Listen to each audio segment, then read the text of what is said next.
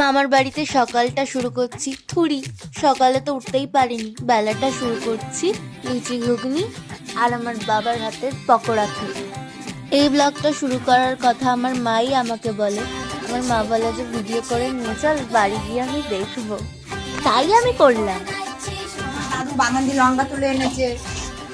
Hello guys, আমার দাদু বাগান দিয়ে লঙ্কা তুলে এনেছে আর আমার দিদিমা সাহায্য করছে যাতে পয়সাটা দিদিমার কাছে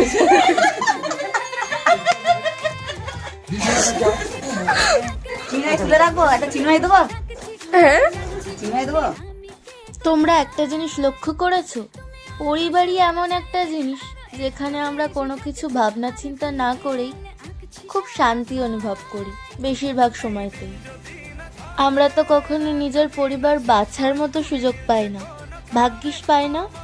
যে সম্পর্কগুলো আমাদের ঈশ্বর বেছে দেয় সেগুলো আসলেই অনেক সুন্দর হয়। কেন যে কিছু সম্পর্ক ঈশ্বর আমাদের ওপর ছেড়ে দেয়, সেখানেই তো আমরা গন্ডগোল পাখি একদম জীবনের গল্পটাই পাল্টে দিই। আমাদের প্রাতিষ্ঠানিক শিক্ষা আর জীবনের শিক্ষার গঠন প্রকৃতিটা যেন কেমন আমার একই লাগে। যেমন আমাদের টিচার আগে আমাদের শেখায় আর তারপর আবার সেটাকেই ঘুরিয়ে ফিরিয়ে কোয়েশ্চেন করে যে যত ভালো উত্তর লেখে সে তত ভালো নাম্বার পায়। তেমনই ঈশ্বর আমাদের জীবনের পথে একা চলার আগেই এমন কিছু মানুষের হাতে আমাদের হাত রাখায় যারা আমাদের অনেক কিছু শিখিয়ে দেয়। সেসব শেখার পর তোমার মানসিক উন্নতি যেরকম ঘটবে সেরকমই তোমার জীবন চলবে। যেরকম কেউ কেউ আছে তার সাথে কোনো কিছু খারাপ হওয়ার পর সে এরকম ভাবে যে এই খারাপটা আমি অন্যদের সাথেও করব।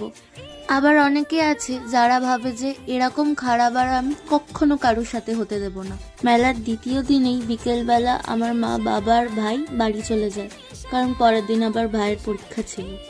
আমারও যাওয়ার কথা ছিল কিন্তু ওরা আটকালো আর আমার মনও একটু থাকতে চাইলো, তাই থেকে গেল। ঠিক আছে, টাটা বলো। সাবধানে থাকবি। আচ্ছা,